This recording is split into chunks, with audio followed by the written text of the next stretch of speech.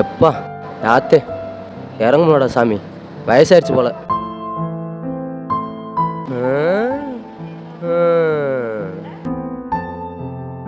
அட என்னடா தென்னை மட்டையில் அப்படி கிடக்கு? ஆளை விட்டு சுத்தப்படுத்த சொன்னேன், என்ன சுத்தப்படுத்தவே இல்லை. அப்படியே மட்டையை போட்டிருந்தோம்டா பாம்பு பூச்சி வட்டையெல்லாம் பால் காய்ச்சி குடி வரும் பழைய. இது வேலைக்கு ஆகாது. மட்டையில் பேசாமல் தீயை கொளுத்தி விட்டுருந்தான். பெட்ரோலு பெட்ரோலு பெட்ரோலு, இந்தா பெட்ரோலு.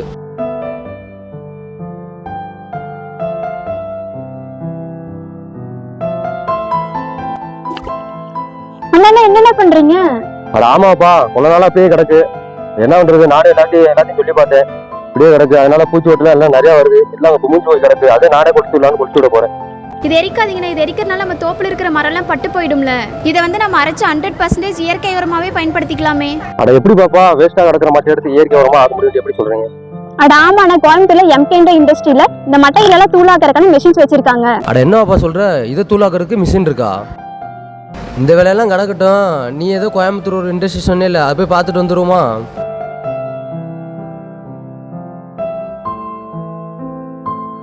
அண்ணா இதை பாருங்க, நான் சொன்னால இதுதான் எம்கே குமரவேல் இண்டஸ்ட்ரி.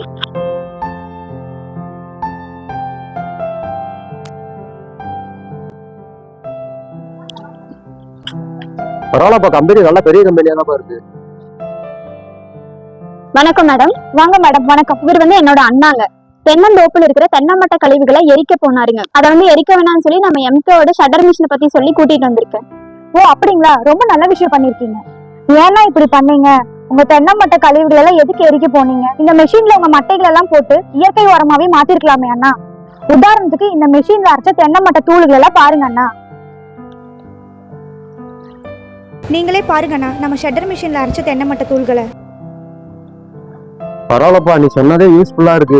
அவ்வளவு பெரிய மட்டை எவ்வளவு தூள் ஆகுதுன்னா பரவாயில்லையே. பரவாயில்லப்பா, இந்த காலத்தில் இந்த மாதிரி மிஷின்லாம் கொண்டு வந்திருக்கீங்களாப்பா. இதெல்லாம் எங்களை மாதிரி விவசாயிகளுக்கு தான் பயனுள்ளதாக இருக்கும். சரிப்பா, அந்த மிஷினை எப்பயே புக் பண்ணிட்டு கிளம்பலாம்ப்பா. சரிண்ணா.